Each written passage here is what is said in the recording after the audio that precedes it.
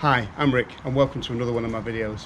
I'm on Church Lane in Ashton on Mersey, just beside St Martin's Church here. I'm going to be visiting a property today, Ashton New Hall, and I'm going to show you a few of its secrets inside. Also, in front of me, I've got Ashton Old Hall in front of me, which used to be a mill, and I'm also going to show you a rectory that's totally disappeared. Come with me.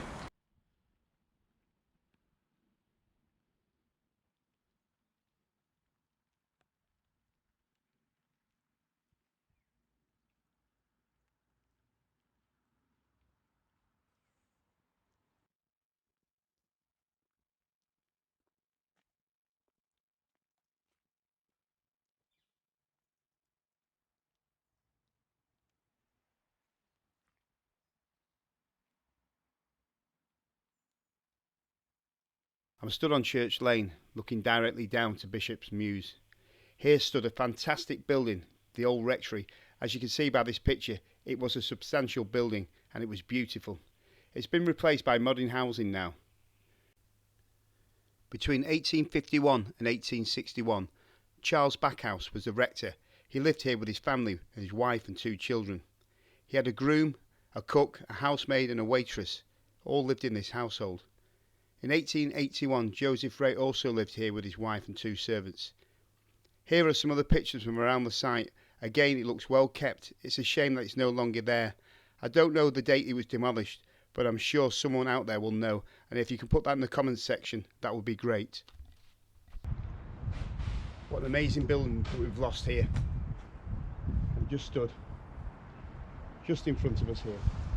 I'm going to make my way now down to Ashton New Hall and show you inside that building and around the building. Come with me.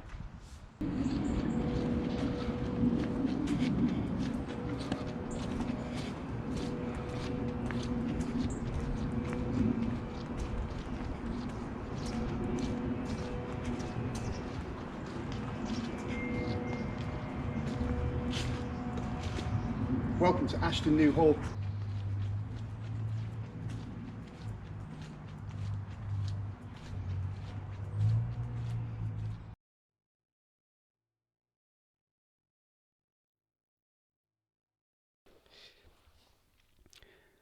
Ashton New Hall was built in 1804 and it's characterised by the classical architectural style which balances proportions with simple orientation.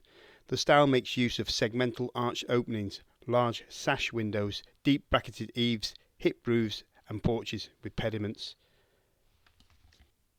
As you can imagine, many people have come and gone in this property.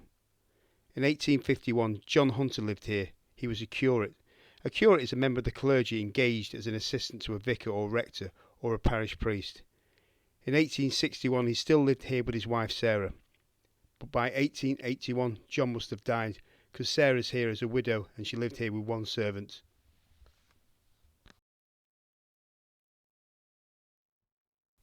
In 1939 Angus Butterworth lived here with his wife Lillian. He was a mechanical engineer and they also lived with their daughter Jennifer. The hall is split into 2 properties, 127 and 125 Church Road. At the entrance to 127 there's a stone that says, "Alas poor Jerry, 1858. Sounds like something out of a Shakespeare play, but was probably a pet. But if anyone knows, please put that in the comments section, it'd be good to know. This is the entrance to 125. This was built after the original building was built. If you look at the brickwork here, you can see it's slightly different to the other. The owner of the property has given me permission to come to the cellars to show you what I found underneath it. Looking at the stairs you can see it's quite worn, that it's had quite a lot of people coming up and down these steps over the years. As you will shortly see, the construction down here is almost identical to what I found underneath the book Public Inn when Rick and Gemma kindly invited me down to have a look at it.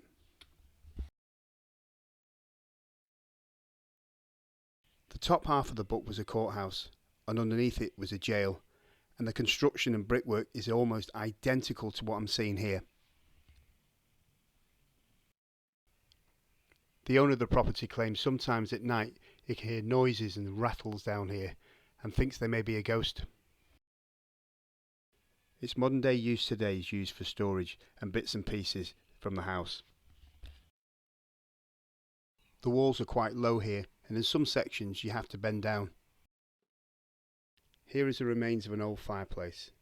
I don't know who would have come down here to get warm by this fire, as there are many fireplaces around the house. It could have been used for servants, or even, I think, prisoners. It looks like it's not been used for a long time, because there's not much blackening associated with burning coal or burning wood. To the right you can see a hinge. It's likely to be a security gate to protect the contents, or a gate to incarcerate prisoners, as the stocks are next to this building. It feels and looks like a prison cell down here. I'd like to thank Alfie and his good lady wife for allowing me to come into their home to show you this.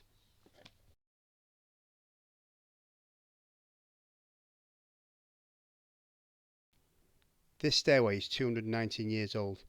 Imagine all the people who have been here in their period clothing. Shortly we'll be making our way to Ashton Old Hall, but here's some old photographs of the new hall. I'd like to thank Carol Underwood for the archived photographs.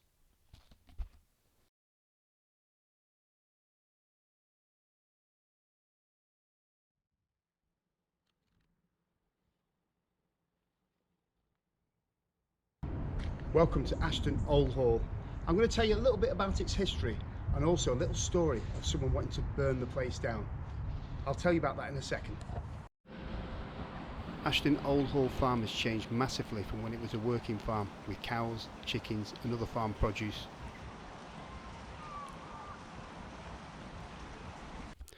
I remember when I was a young lad seeing the cows in the fields here and horses. It had some great big chicken sheds, which is now part of the golf course car park. Next to it has an equestrian centre.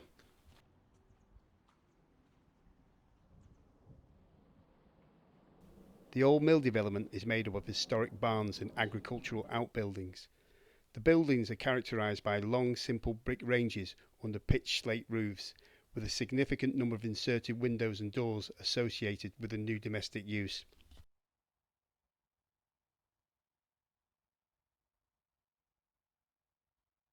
You can see how this cobbled road changes as we approach the hall from this blue slate colour to a much coarser looking cobble, which is much older. Both sides of the road are protected by a preservation order. I picked out a few names of the people that used to live here. In 1804 there lived a Robert Williamson. He was known as a gentleman. And in 1851 Mary Royal lived here. She was a widowed farmer. In 1861 Mary Royal also lived here. She's still a widowed farmer. But by 1881 the farm was run by Newton Unsworth and his wife Sarah. They had one son and one servant. And here's a story that involved Mr. Unsworth and this property. In October of 1883, George Hertzfield was charged at Altrincham magistrates with setting fire to Ashton Old Hall Farm on Tuesday night. The prisoner was observed going towards the farm and shortly afterwards was seen to come away with the farm buildings being in flames at the time. The farm buildings and its contents were valued at over £1,000 and were almost completely destroyed in the fire. Information was sent to Sale and Altrincham fire brigades and the Altrincham volunteer firemen, and they worked with good effect. The horses and cows were removed by Mr. Newton Unsworth, who lived there as a tenant farmer, and the property owned by Mrs. Hunter of Ashton. The fire is reported to be the work of an incendiary. George Hertzfield was a beggar from Lymm. 2 years earlier he was arrested for a farm fire in Toft near Knutsford, but was found not guilty. On this occasion he was sentenced. The motive was never discovered, but the prisoner suffered with mental issues. If you have a property you want me to investigate, just let me know. Please remember to like and subscribe for more content like this, and thank you for watching.